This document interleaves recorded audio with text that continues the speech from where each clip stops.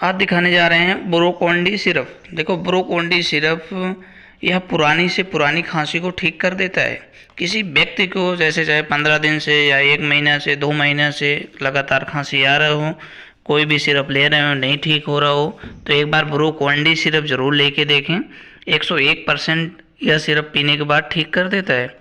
यह आपको 2 से 3 बार पीने पे ही ठीक हो जाता है।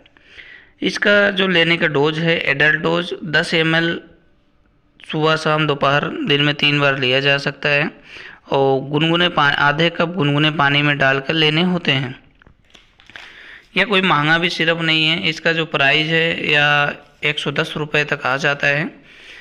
यह मेडिकल पे तो ऐसे हर मेडिकल पे आसानी से नहीं मिलेगा, और मेडिकल पे अगर नहीं मिलता है तो फ्लिपकार्ट पे जाके मंगा सकते हैं।